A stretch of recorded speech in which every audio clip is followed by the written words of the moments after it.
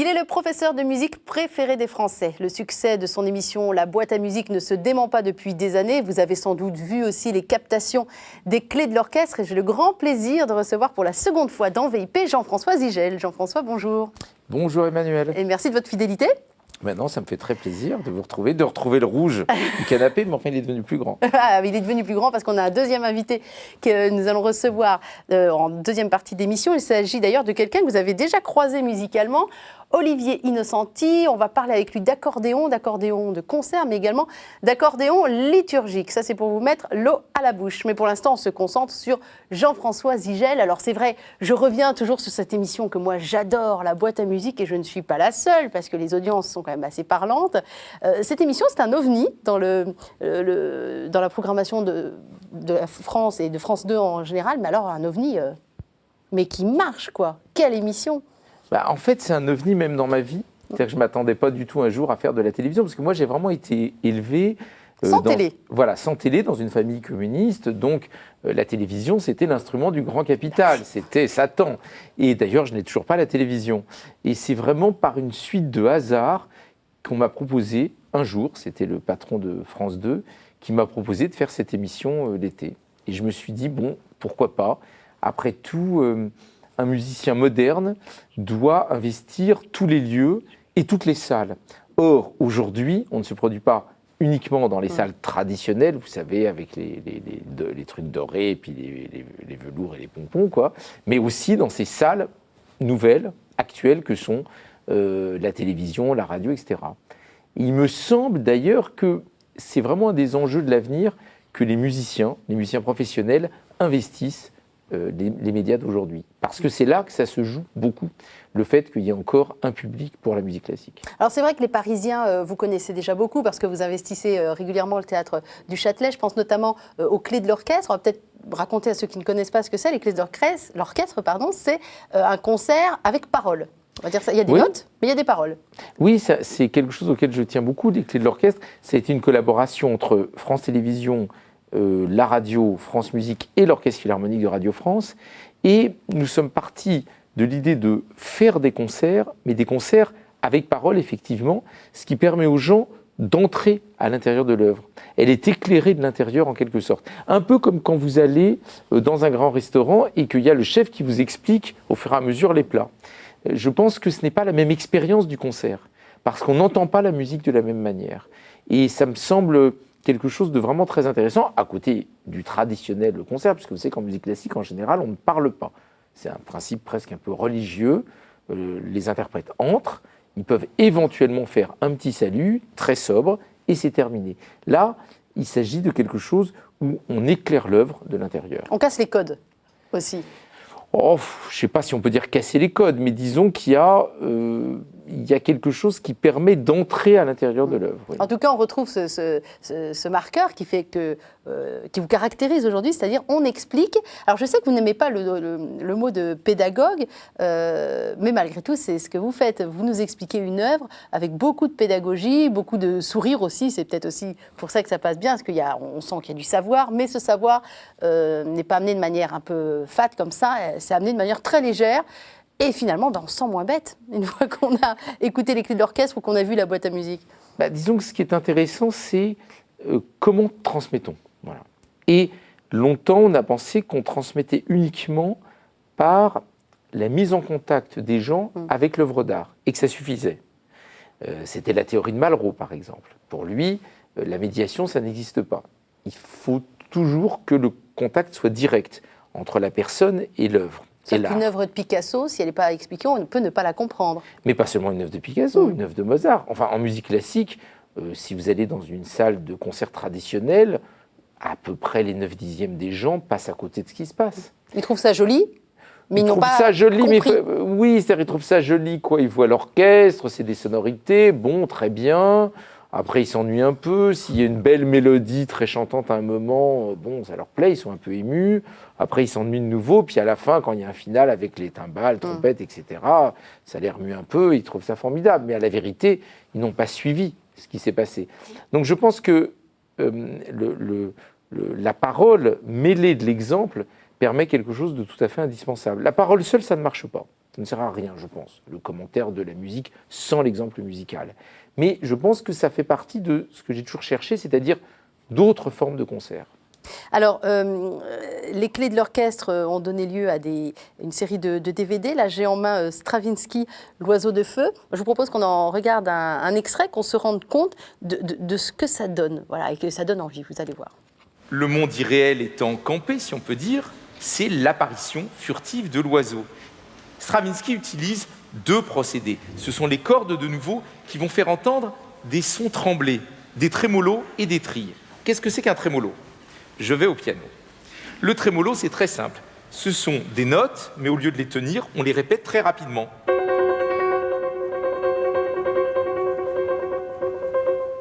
Encore une histoire de mobile et d'immobile. Ah, et le tri, c'est l'alternance très rapide entre deux notes voisines.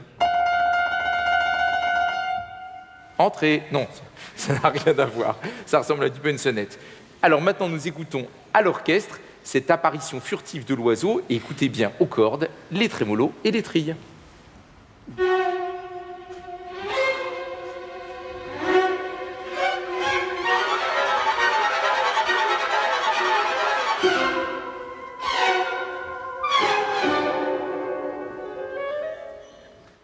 Vous arrivez à vous regarder, Jean-François Zigel? J'y pensais là en regardant. C'est-à-dire, ce que je regarde, c'est pas tellement moi, c'est la manière dont c'est réalisé, dont c'est monté, parce que évidemment, tout ça, c'est du spectacle. C'est pour ça que tout à l'heure, vous avez parlé effectivement de pédagogique, qui est un mot qui, me semble-t-il, ne me correspond pas tellement.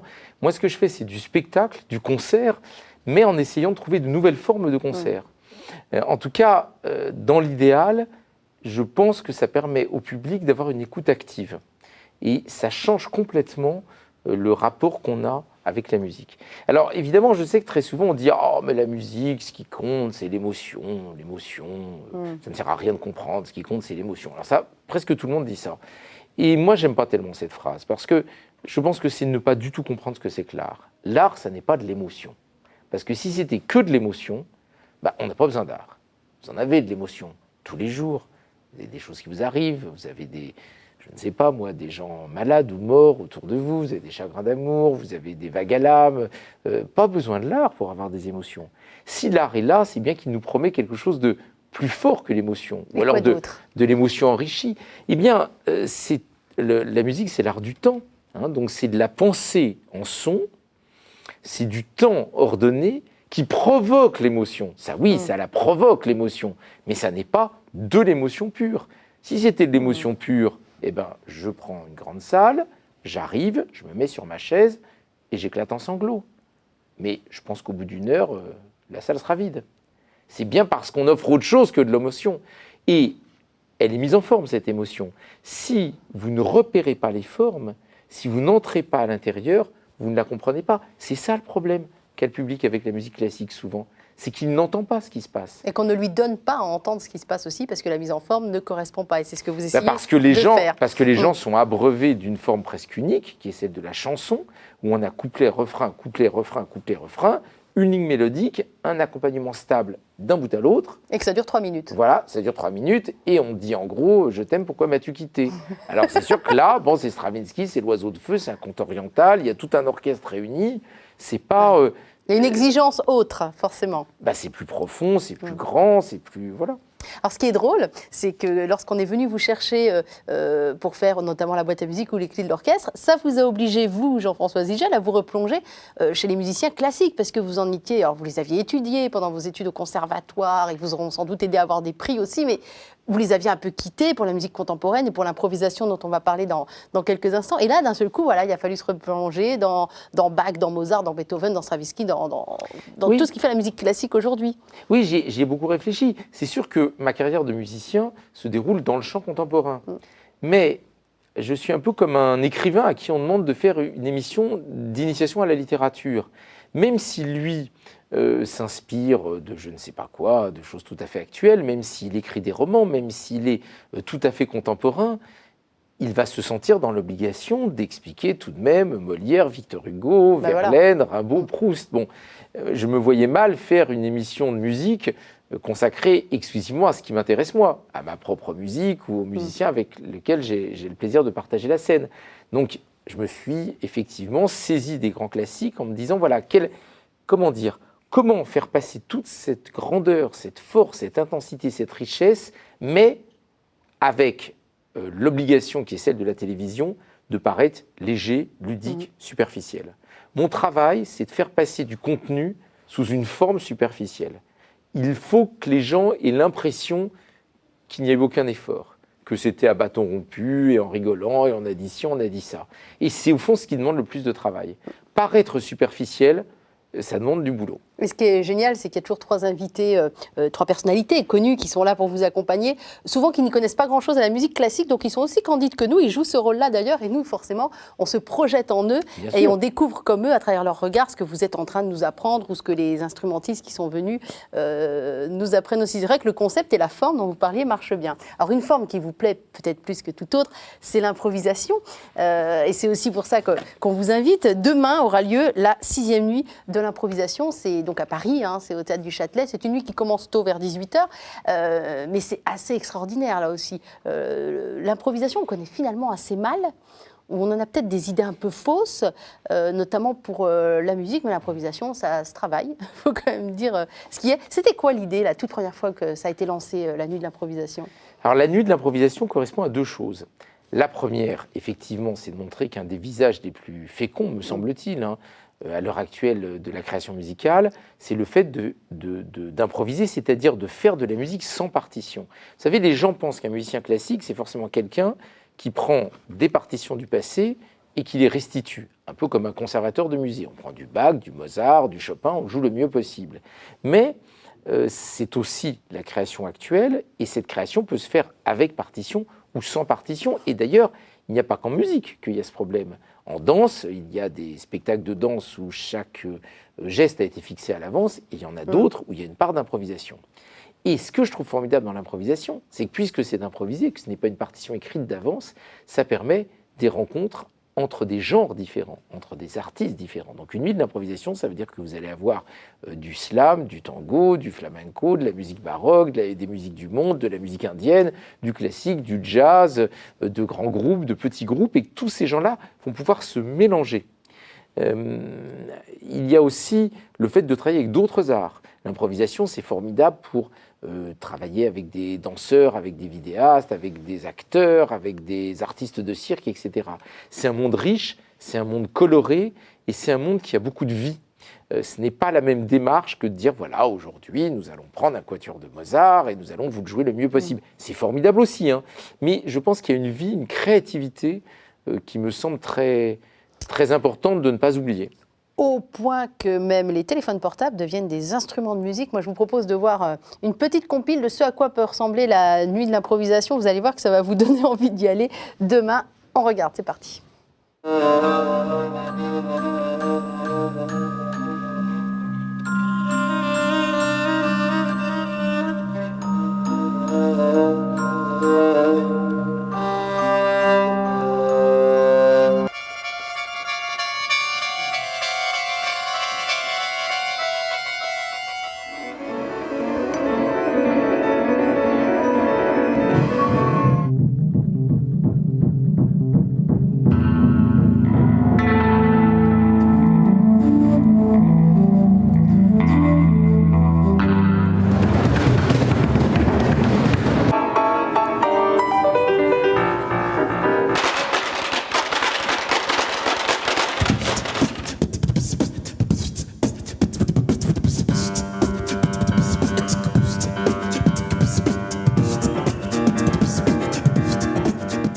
Téléphonez à votre voisin. Normalement, ça passe, hein, j'ai vérifié au Châtelet. Tout le monde doit appeler son voisin. Voilà, oh c'est joli. Chut, mais faites pas de bruit, hein, juste les téléphones. Ne parlez pas. Chut.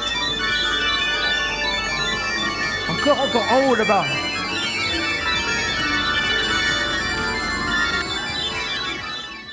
Ça fonctionne, mais c'est incroyable.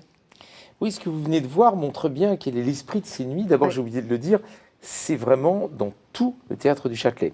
C'est-à-dire qu'il y a 5 scènes différentes. Il y a la grande salle, il y a les foyers, il y a même des musiciens dans les couloirs, dans les escaliers. On met des pianos partout pour que les gens puissent jouer. On en a même mis dans les toilettes la dernière fois.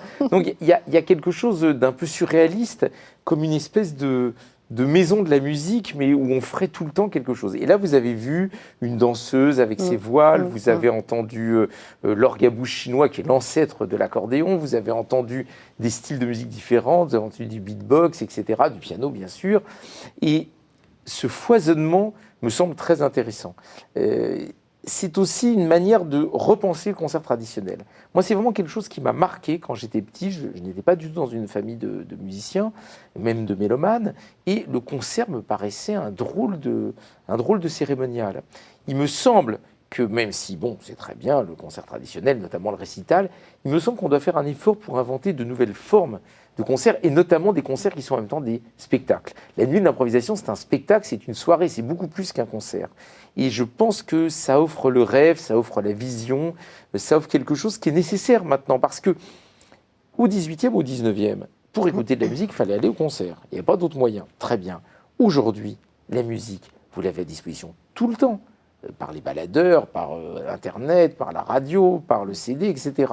Donc si vous convoquez les gens dans une salle, c'est bien pour leur offrir autre chose que simplement les mettre dans un fauteuil et dire tais-toi, écoute. Quelque chose de démultiplié. Exactement. Il faut que chaque concert soit aussi un spectacle, un constacle. Ah oui, concert, spectacle. Inventons des mots, moi je suis pour. Et cet objet-là, comment vous l'appelez alors? C'est un CD qui s'appelle Double Messieurs, qui porte bien son nom, puisque c'est Jean-François Zigel et Antoine Hervé, qui est un vieux compagnon, non pas vieux en âge, mais vieux compagnon d'apprentissage. Vous vous êtes rencontrés tous les deux, vous aviez quel âge? Vous étiez ado, non? Même avant, on avait 13 ans. Voilà. Il y a une photo de nous à l'intérieur du disque. Oui, c'est CD et DVD. Eh bien, vous savez, ce qu'on a longtemps reproché à l'improvisation, c'était qu'elle était éphémère. Bah oui. Beethoven s'est fait connaître du public viennois par des concerts d'improvisation, et Bach était connu dans toute l'Allemagne comme un improvisateur, et Mozart, toutes les petites tournées qu'il fait avec son père derrière, etc., enfant prodige, il improvise, on lui donne des thèmes dans les salons, des chansons, des airs d'opéra à la mode, et il improvise. Donc les musiciens se faisaient connaître comme improvisateurs, mais il n'en reste rien. Or aujourd'hui, on peut enregistrer l'improvisation. Il y a de très grands musiciens, notamment en jazz, qui sont connus du monde entier, et pourtant ils n'ont jamais écrit une note de musique. Donc l'enregistrement est une écriture possible. Alors comment on peut s'y prendre? Soit on enregistre en studio, soit, et c'est l'objet de ce dernier album, à deux pianos, on fait enregistrer les concerts en direct, en live, comme on dit maintenant, et après, soit vous donnez un concert, soit vous mélangez plusieurs concerts, soit vous retravaillez l'improvisation, parce qu'on peut la retravailler. Vous voyez, par exemple, sur ce CD, la plupart des improvisations se déroulent telles qu'elles se sont passées devant le public. D'ailleurs, les noms, ce sont les villes. C'est Vichy, Saint-Malo, Sceaux, Nanterre, Paris, Toulouse. Ah oui, j'ai pas voulu donner de titre parce que ça m'a semblé tricher de donner un titre, puisque quand on donne un titre, pour une impro, on le donne toujours après coup. Donc voilà, les titres, c'est uniquement les villes. Et on peut retravailler, dire la fin, ça traîne un peu en longueur, j'en enlève un peu, ou l'introduction, c'était un peu long à venir, donc on enlève 1 minute au début. On retravaille un petit peu au montage, et ça permet que l'improvisation soit fixée. Alors on va écouter dans quelques secondes. Nous on a choisi Saint-Malo parce qu'il fallait bien en choisir une et qu'elle nous a beaucoup plu, Saint-Malo. Mais c'est intéressant en double titre parce que c'est la rencontre de deux enfants qui se sont connus, qui se sont perdus de vue et qui se retrouvent autour de l'improvisation. Et c'est la rencontre du classique et du jazz, vu que votre ami lui a complètement basculé côté jazz, alors que vous êtes allé dans le classique. Et c'est pas forcément facile de faire se rencontrer ces deux disciplines, pourtant très ouvertes. Et ben voilà ce que ça peut donner donc Saint-Malo.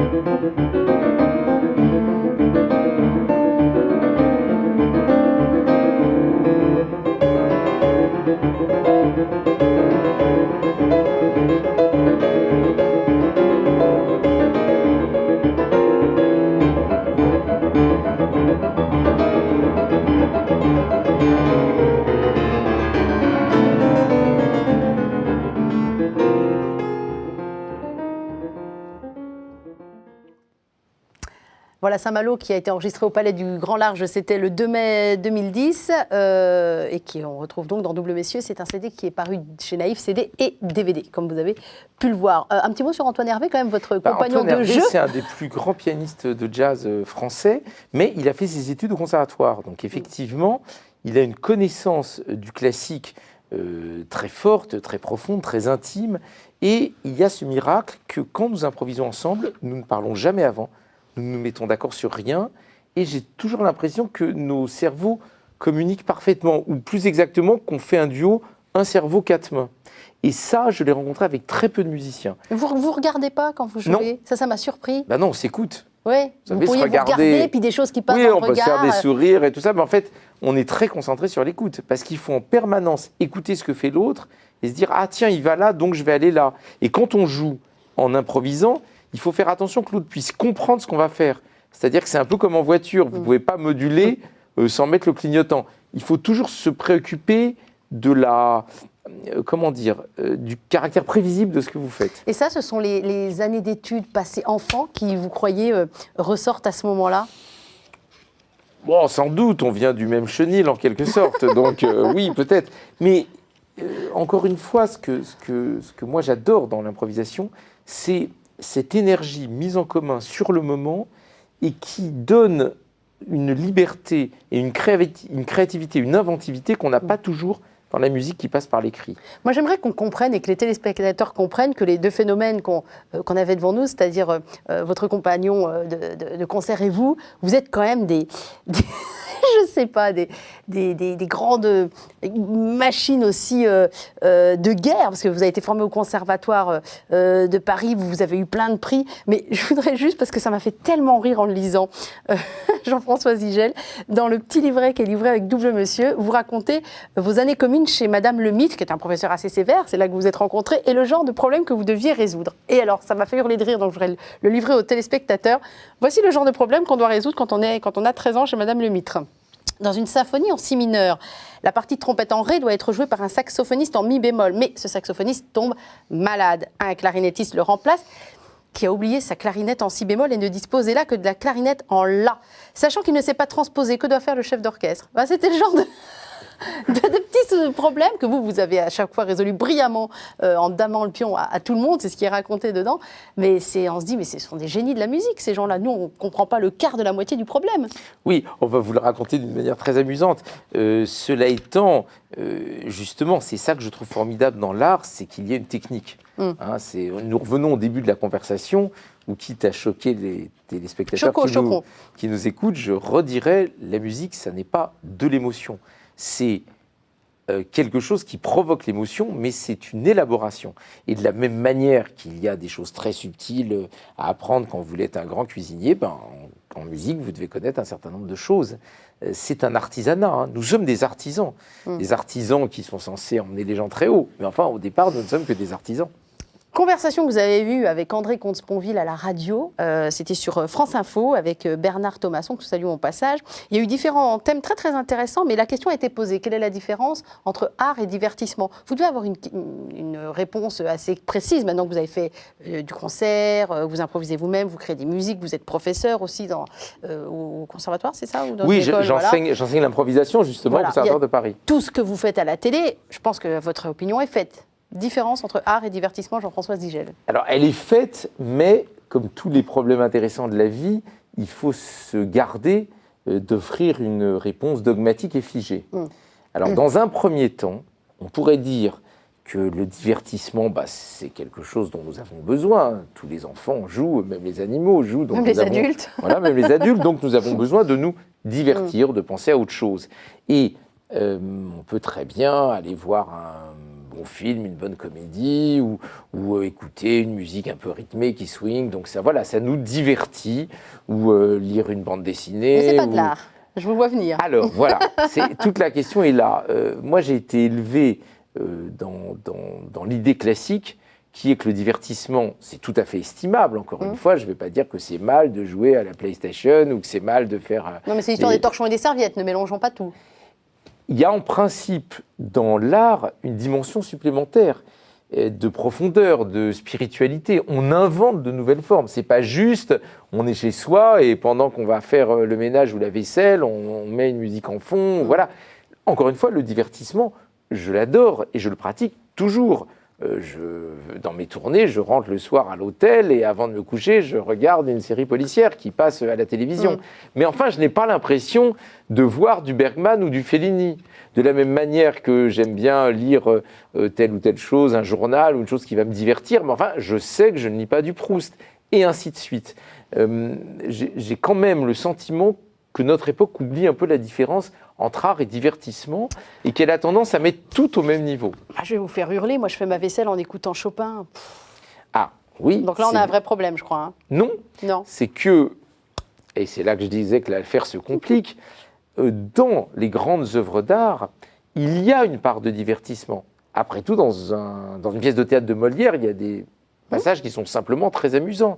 Et vous pouvez vous servir de l'enveloppe d'une œuvre d'art. Bien sûr que l'enveloppe d'un quatuor de Mozart ou d'un nocturne de Chopin est plaisante. Vous pouvez vous en servir pour vous divertir. Mais il y a quelque chose derrière.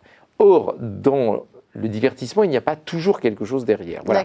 La frontière n'est pas toujours très facile à fixer, mais je voudrais quand même qu'on réaffirme que l'art qui expérimente, l'art qui innove, l'art qui imagine de nouvelles formes, de nouveaux mondes, l'art qui va très loin dans la profondeur en nous ou très haut dans le ciel, on en a besoin autant que ce qui est, comme on dit, cool. Est-ce que c'est cool maintenant, on dit toujours ça? Ah oui, machin, c'était cool, on était à un concert, c'était cool. Et la prof, elle est comment? Elle est super cool. Et bien voilà, je voudrais défendre l'idée qu'heureusement dans la vie, il n'y a pas que le fait de passer du bon temps. Il y a heureusement de grands artistes qui, par le passé ou aujourd'hui, nous emmènent vers les étoiles. Alors justement, je ne sais pas s'il est cool, mais ça je sais qu'il nous emmène vers les étoiles. On va recevoir dans VIP notre deuxième invité, que vous avez donc déjà croisé de manière professionnelle. Il s'agit d'Olivier Innocenti qui nous rejoint sur ce plateau. Je ne vous présente pas Jean-François Zigel, Olivier Innocenti. Voilà, installez-vous tous les deux dans ce grand canapé rouge. C'était pour lui le grand canapé rouge. Ah d'accord, c'est pour ça que le canapé a augmenté de taille depuis la dernière fois. C'est exactement ça. Alors juste avant qu'on parle de comment vous vous connaissez, parce que nous ça nous intéresse, Olivier, vous avez suivi cette première partie d'émission avec Jean-François Zigel. Est-ce qu'il y a une phrase, une idée que Jean-François a pu développer qui vous a particulièrement interpellé, vous qui êtes aussi un grand musicien, qui travaillez, il y a des choses, il y a pas mal de points communs entre vous, on va voir ça. Et on a commencé à parler de spiritualité, on va en parler un petit peu plus aussi avec vous. Mais qu'est-ce qui vous a interpellé? Oui, alors c'est un champ très très vaste là, qui a été touché de près à travers l'improvisation. Et l'enjeu actuel par rapport à la transmission de la musique, notamment toutes les réformes qui se passent au conservatoire. Moi, j'enseigne dans 3 établissements en Île-de-France. Et il y a un chantier gigantesque qui est mis en route depuis presque 15 ans, 20 ans, quoi.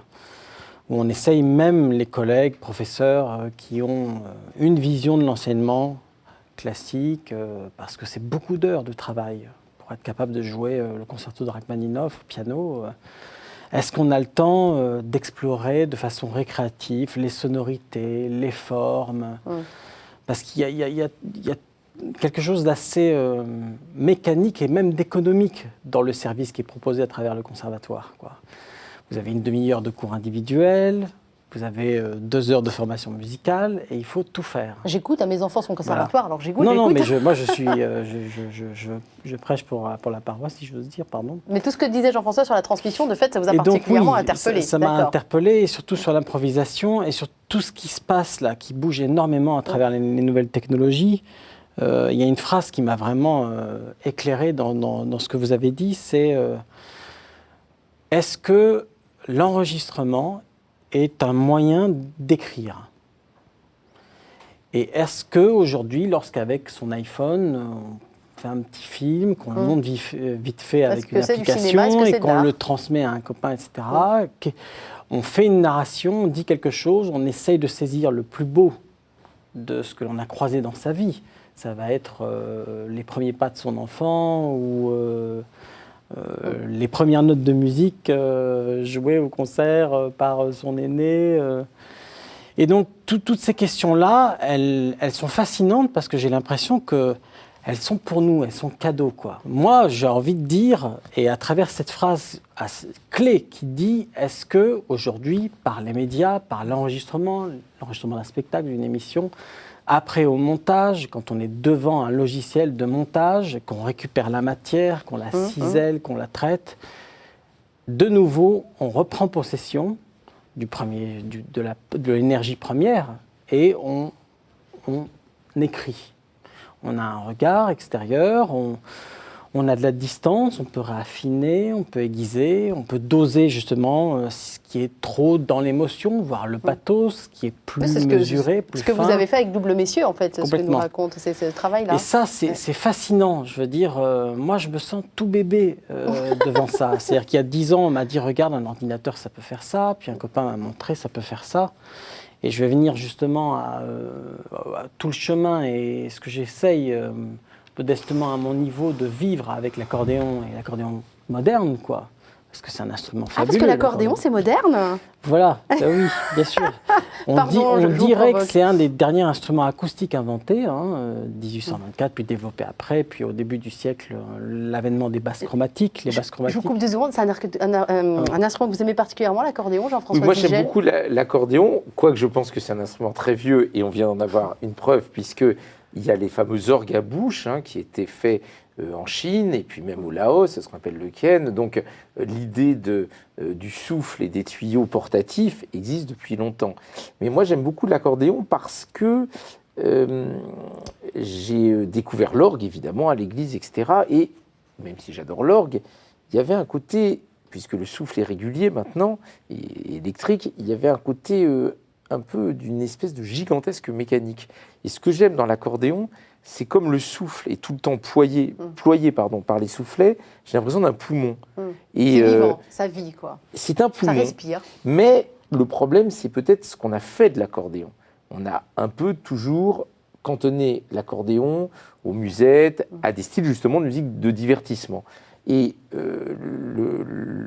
l'accordéon, au fond, c'est un orgue portatif, donc ça devrait être un espèce de poumon de Dieu, et pas seulement quelque chose qui fait le petit vin blanc. C'est joli, ça. Alors, attendez avec le petit vin blanc, parce que ça c'est pas gentil, parce que j'expliquais à Olivier Innocenti en préparant cette émission que moi je suis d'une famille d'accordéonisme, alors c'est accordéon, musette, le petit vin blanc et tout ça. Mais cela dit, c'est vrai que l'accordéon est un instrument qui est très prisé des jeunes. Je ne sais pas si vous le vivez, vous, dans les conservatoires parisiens, mais dans l'Est de la France, les classes ne désemplissent pas. Accordéon, les jeunes sautent dessus. Donc il y a un renouveau pour ce poumon de Dieu. Je ne sais pas s'ils l'analysent comme ça, les jeunes. Non, je pense que ça leur plaît pas.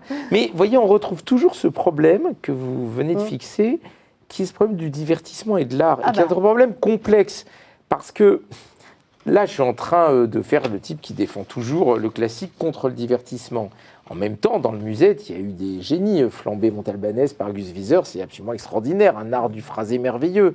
Donc, dans la réalité, c'est compliqué de distinguer l'un de l'autre. J'ai simplement voulu rappeler que on ne peut pas uniquement réduire l'art à sa fonction de divertissement. J'ai compris que vous mettiez Chopin pour faire la vaisselle, mais enfin, ça me semble une utilisation possible, mais pas la plus intéressante. Alors, moi je pense, vous allez me dire, ça se trouve, je suis face à 2 spécialistes, il faut que je fasse attention à ce que je dis, mais le tango, on a l'impression d'être passé un peu du divertissement à l'art. Et pourquoi je parle du tango? Parce que je crois que votre première collaboration, ça n'a pas été sur un film de Chabrol et une musique un peu tango, c'est parce que vous m'avez raconté... Je ne me souviens pas du tout. Vous vous en souvenez pas? Alors, racontez-moi.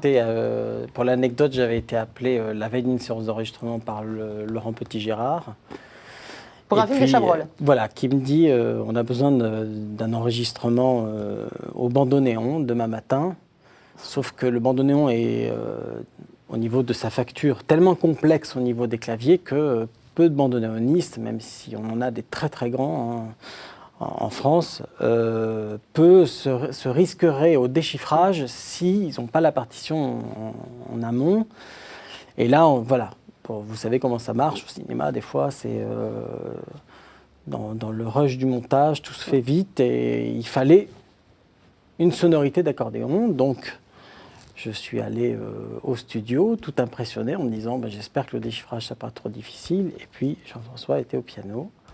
Il a fait tellement de choses, il s'en souvient pas, Jean-François, c'est vous ça? Non, je ne m'en souviens pas, mais j'ai fait, oui, bien sûr. Moi, j'ai commencé à à gagner ma vie comme musicien, j'avais 17 ans. Ah oui, Et donc j'ai d'accord. travaillé Vous avez fait dans des le milliards bal, de la choses. variété, dans les séances Et donc vous avez joué d'enregistrement. ensemble en fait alors? Et donc voilà, du coup, vous oui, m'apprenez ça. lors de D'accord. cette séance. Et puis on s'est recroisés de loin parce que dans le cadre des concerts pédagogiques de l'Orchestre Philharmonique de Radio France, qui est un orchestre humblement dans lequel je vais parfois tenir la partie accordéon lors de diverses créations, il y avait une pièce de Luciano Berio pour orchestre, trompette, et puis donc une petite partie d'accordéon. Et je me rappelle de la mise en lumière justement de l'instrument que vous aviez fait avec le lien avec le tango. Ouais. Et puis il y avait eu d'ailleurs quelque chose d'assez saisissant, c'est que c'était la joie du direct. Jean-François m'a dit Olivier, fais-nous un tango. Et donc c'est vrai qu'on était en plein Berio, et donc du coup je me suis lancé dans une espèce de forme de tango contemporain moderne qui m'a donné d'ailleurs, qui a permis un lien, c'est vrai que j'ai osé lorsque Zazie m'a commandé justement un titre, un arrangement d'un Sur de son ses morceaux, dernier Amazon, album, voilà. oui, le titre Amazon. Où il était question de faire quand même dans quelque chose de contemporain, de moderne, même si c'est une artiste pop, quoi. Oui, bien sûr. Non, mais comme quoi c'est intéressant Ouais. de travailler sur Donc tout ça. il y avait tous ces liens, Berio, le tango, Zazie. Zazie dans le métro. Voilà. C'est pas celle-là. Vous voyez, puisque vous parlez du tango, on retrouve cette hésitation que j'ai. Enfant, mon hésitation est très simple. Du côté du classique, si on se contente de restituer en permanence les œuvres du XVIIIe et du XIXe siècle, ça va devenir, comme j'ai dit tout à l'heure, un truc de musée. Ça sera plus vivant. Il faut improviser, varier, expérimenter, etc. Donc, attention aux classiques trop figés. Mais si on ne va que dans le divertissement, on va aller dans des formes qui sont sympathiques, mais qui ont quand même leurs limites. Moi, j'aime bien le tango, mais une fois qu'on a écouté les principaux tangos de Piazzolla, on a parfois un peu l'impression d'entendre toujours la même chose. C'est toujours les mêmes rythmes, c'est toujours à peu près les mêmes accords et les mêmes formules mélodiques. C'est toujours la juste mesure, l'équilibre qu'il faut trouver. Exactement. Le divertissement est parfois un peu limité, le classique manque parfois un peu de vie. Je vais vous emmener ailleurs. Moi, je vais vous emmener au théâtre. Une pièce qui a commencé il y a quelques jours au Théâtre de Paris, qui s'appelle Big Apple. Donc Big Apple, c'est New York, c'est la ville de New York. C'est une pièce avec Marianne Bassler, Christophe Malavoie, une pièce d'Isabelle Lenouvelle, mise en scène par Niels Arestrup et dont la musique est de Monsieur. C'est intéressant parce que vous aviez déjà composé pour un film qui s'appelle Le Candidat de Niels Arestrup. Oui. Donc là, on était au cinéma. Cette fois-ci, vous nous emmenez au théâtre. Et voilà ce que ça peut donner, une composition, une création contemporaine. Enfin, contemporaine, on en parlera après. D'accord, on en parle après, on écoute d'abord.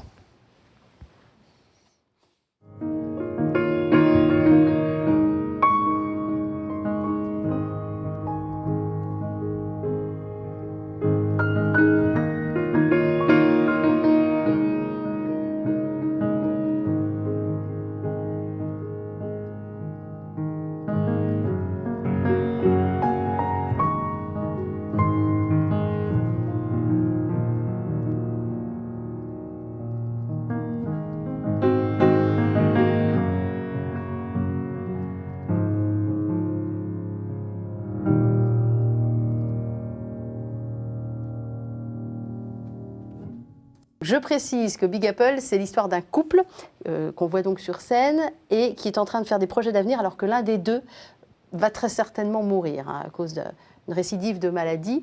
On n'en dit pas plus sur l'histoire, mais vous, voilà, on vient vous chercher pour créer la musique. Je me souviens que quand vous étiez venu, Jean-François Zigel, la première fois dans cette émission, c'était aussi pour présenter la musique d'un film muet qui s'appelait L'Argent, qui était formidable. Et on de vous avait Marcel demandé, L'Herbier, oui. D'après de créer la Zola. musique. Donc bien, on vient vous chercher et on vous dit, voilà, ça, la pièce, c'est ça, maintenant, crée la musique. Bah oui, c'est tellement simple, évidemment. Alors oui. Déjà, Niels Arestrup est un grand artiste avec qui je collabore depuis pas mal de temps. Je connais ses goûts. Son goût aussi pour la sensibilité, pour la fragilité, contrairement à une image dans laquelle on veut peut-être l'enfermer à travers les rôles qu'il traverse, quoi. Et du coup, il y a aussi du bandoneon dans cette pièce-là, mais en tout cas, le piano est incontournable pour des raisons personnelles. C'est un instrument aussi pratique, mais qui est très intéressant pour moi, parce que je ne suis absolument pas pianiste, que je ne l'ai pas étudié, que je ne saurais pas jouer le Rachmaninov au piano. Je suis sûr qu'il n'est pas accordéoniste, hein, Jean-François Vigel. Mais que du coup, en l'abordant comme un outil générateur de son, et pas comme quelque chose qui représente 15 ans d'années d'études, de souffrance, de peur, d'angoisse, avec des référents impossibles à dépasser. Du coup, il y a quelque chose qui de l'ordre, selon moi, hein, par l'improvisation, justement, là, c'est ce que vous avez entendu, c'est un moment improvisé en studio qui a été après réaffiné, redécoupé. Il y a quelque chose de l'ordre, pour moi, hein, d'une forme de sincérité, quoi, de geste sincère, personnel. Et c'était important que le rôle dans cette pièce, le rôle de la musique soit « aimons-nous ». Aimons-nous quoi qu'il arrive, c'est ça Quoi que vous qu'il voulez arrive, dire. Il ne reste plus que l'amour, alors aimons-nous. Et voilà. D'accord. Et je ne peux pas en dire plus parce que on va pas tout dévoiler l'issue, voilà, exactement, non plus. qui est très très très forte. Mais du coup, le rôle de la musique, il était quand même assez clair et dirigé. C'était de la lumière et beaucoup d'affection. Alors, de la lumière, on va tout de suite grimper à la spiritualité parce que c'est un thème qui vous tient à cœur tous les deux. Jean-François est très clair, me dit pas de grande musique sans spiritualité. Vous, votre parcours fait aussi que vous avez été traversé par la spiritualité avec les 7 dernières paroles du Christ. Alors, je vais vous laisser dire le nom, si ça ne vous dérange pas, de la bien sûr, du créatrice. compositeur, oui, Sofia Gobaidoulina. C'était elle. Voilà. Quand vous avez rencontré cette œuvre, ça a changé votre manière de faire de la musique. Il y a eu quelque chose, la dimension du sacré est rentrée en vous. Oui, je vais essayer d'être court. Même question après, hein, Jean-François. Ça a changé la vie de pas mal d'accordéonistes. Déjà, très court, hein. Les 7 dernières paroles grammaire, du Christ, et même la grammaire de Sofia Gobaidoulina, qui utilise des effets particuliers, sauf que ces effets dits de musique contemporaine prennent un sens très puissant dans cette œuvre. Puisque, par exemple, lorsqu'on fait un cluster, c'est-à-dire que c'est un groupe de notes très proches qui s'apparenterait à un effet percussif de son ou de bruit. Par exemple, si vous faites avec l'avant-bras ça sur le clavier du piano, c'est un cluster. Voilà. Merci Jean-François. Sauf que dans cette œuvre de Sofia Gobaidoulina, il est bien dit que chaque cluster qui serait joué représenterait les coups que reçoit le Christ. D'accord. Vous connaissez cette œuvre, Jean-François ? Non, je ne la connais pas. Alors, les 7 paroles du Christ, l'œuvre de référence, c'est de Haydn. Hein, et puis, ça a été mis en musique régulièrement. Hein, les 7 paroles, c'est « Mon Dieu, pourquoi m'as-tu abandonné ?» ou le fameux « J'ai soif » ou « Demain, nous serons au paradis ». Enfin, les 7 dernières paroles que prononce le Christ en croix. Ce que j'ai voulu dire tout à l'heure, par l'idée de plus que de la spiritualité, enfin même du rapport avec Dieu, c'est que, et là on rejoint le problème du divertissement, c'est justement peut-être ça la différence. C'est que le divertissement est sympathique, mais il n'offre pas quelque chose de plus. Et d'ailleurs, c'est sympa d'avoir écouté ces quelques notes de piano, mais je ne suis pas sûr que ça rende tout à fait justice aux compositions d'Olivier, parce que moi j'ai entendu des choses qui mêlaient le piano, l'accordéon, le traitement électronique presque acousmatique, etc., et qui offraient une dimension et une imagination que j'aime et qui justement manque souvent dans la musique de divertissement. Au fond, la musique classique, ce qu'on appelait avant la grande musique, moi je me souviens, ma grand-mère, elle disait petit-fils, il fait de la grande musique. Elle était très fière, elle n'en écoutait jamais, mais elle disait que je faisais de la grande musique. C'est peut-être ça, c'est peut-être l'idée qu'on essaye de faire quelque chose qui nous dépasse nous-mêmes. Et cette aventure-là, je pense qu'il faudrait un peu la défendre, parce que sinon, on est trop dans l'espèce de plaisir immédiat. Alors, non, on va le défendre, on va lui rendre justice, vous avez raison. Avec une de vos compositions, cette fois-ci, il y a de l'accordéon. C'était dans le cadre d'un projet de rénovation d'une église, hein, l'église Saint-Pierre à Plaisir, dans la ville de Plaisir, où il y a eu tout un projet. Je voudrais qu'on entende la partie où vous avez créé. Et là, on va rendre justice à Olivier Innocenti. Alors, on écoute.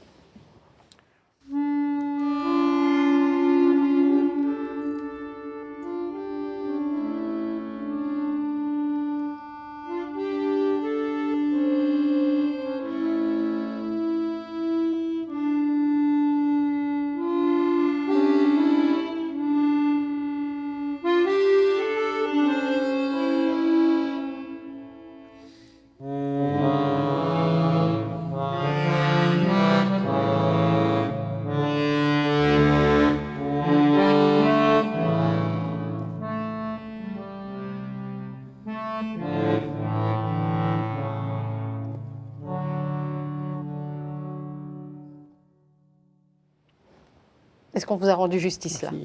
Oui, en partie. Parce que c'est vrai que jouer de l'accordéon ou improviser sur l'accordéon fait partie de mes racines, de mes bases. Maintenant, j'ai une préoccupation depuis une dizaine d'années par rapport aux affaires de la musique électroacoustique, acousmatique, etc. C'est vrai que j'ai pu beaucoup plus développer ce terrain-là à travers les musiques de ballet, ma collaboration avec Aboulagra et le Ballet contemporain d'Alger. Mais c'est pour peut-être une autre émission, on en a parlé. Il y a le Cantique des Cantiques pour l'année prochaine. Et là, voilà, tout cet attirail, toutes ces couleurs au niveau de la synthèse, de l'échantillonnage. Mais j'ai pas compris, moi, comment la spiritualité est rentrée dans votre musique, en fait. Parce que là, vous me parlez de choses très, très techniques moi, que je comprends pas forcément. Parlez-moi. C'était petit, quoi. Bon, déjà, j'ai eu la chance de tomber dans une classe à l'Académie de musique Brasserie des Trois à Monaco, une classe d'accordéon. Monsieur est monégasque, c'est pour ça qu'il nous parle de Monaco. Je reviens de Monaco. Je viens de faire un concert à Monaco. Oui. Et voilà. Et donc j'ai été accueilli par un très grand professeur qui s'appelle Christiane Bonnet, qui est la sœur de Max Bonnet, qui est aussi professeur au CNSM de Paris, parce qu'il y a une classe d'accordéon de concert, bien sûr, au CNSM. Et elle finissait, ses études au Conservatoire Gnessine de Moscou. D'accord, mais la spiritualité, parce qu'il nous reste pas beaucoup de minutes. Et à Moscou, on joue l'accordéon classique, c'est-à-dire qu'on transcrit beaucoup. On joue même Petrouchka de Stravinsky à l'accordéon, si vous voulez. Et moi, je suis rentré dans la classe à l'âge de 6 ans et j'ai entendu une fugue, voilà, une fugue écrite pour l'orgue. Je l'ai entendue sur un accordéon. Et ça m'a énormément bouleversé. Et j'ai dit, OK, si c'est pour faire cette musique, je veux bien aller vers cet instrument. Là, vous avez 7 ans. Et après, voilà, là j'ai 7 ans. Et puis après, il y a les années, et puis il y a les professeurs, et puis ils vous dirigent vers tel ou tel répertoire. Et puis moi, j'avais une pratique au sein... Vous avez du mal, en fait, à parler de spiritualité.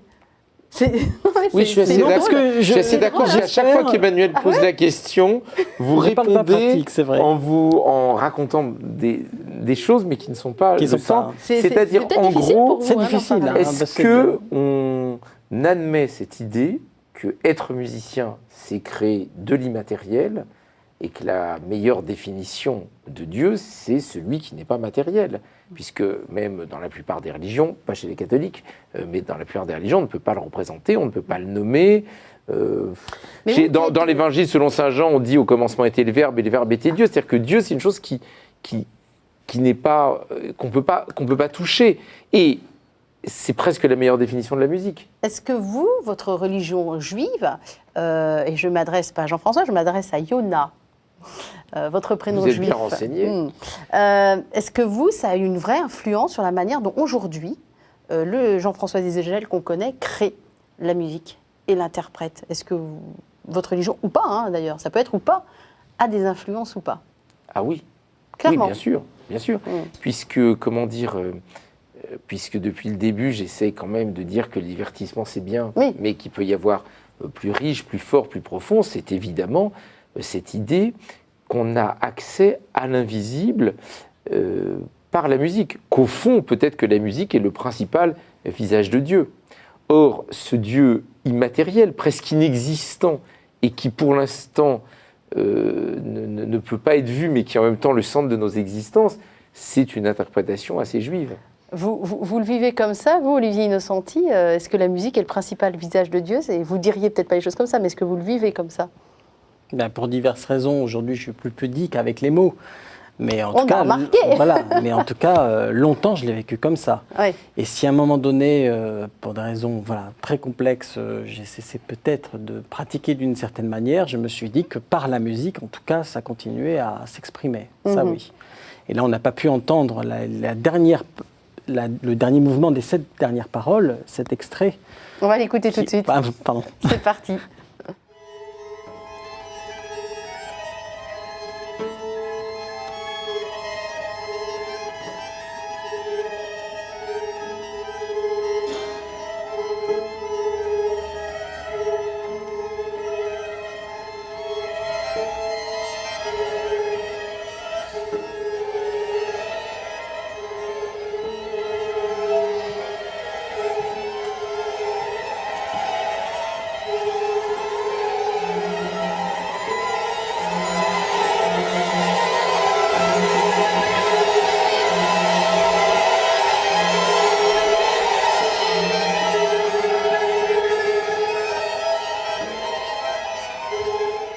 en néophyte que je suis, moi j'ai beaucoup de mal à entendre ça, hein, faut être honnête. Alors bon, c'est tout un On a contexte. une minute pour en parler, donc on ne parle pas du contexte. En fait, moi je trouve ce passage absolument sublime. C'est la dernière parole qui est donc « tout est accompli ». On est dans l'au-delà, il y a une espèce d'envol. Donc toutes ces choses comme ces battements qui sont rapides, ces espèces de trilles qui s'enchevêtrent, etc., et qui bougent ensemble, quoi. Et qui, lorsque vous êtes au cœur, dans la salle, hein, presque au cœur de l'orchestre, vous sentez toutes ces vibrations. Ce qui nous manque, c'est l'œuvre entière pour comprendre. Vous la connaissez, donc forcément, ça vous parle. Je ne sais pas, vous réagissez différemment. Ah, j'arrive pas à parler différemment que moi, Vous vous heurtez à quelque chose que je connais bien, puisque j'ai touché à la télévision, c'est que la télévision est un média du temps immédiat, du temps court. Donc, on donne 10 secondes, 15 secondes, 20 secondes. Or, c'est vrai que beaucoup de grandes œuvres musicales se déploient dans le temps. Et là, c'est le cas. Hein. Et là, vous ne pouvez pas en donner une image. C'est-à-dire qu'il faudrait prendre plus de temps. C'est un peu la limite de la télévision.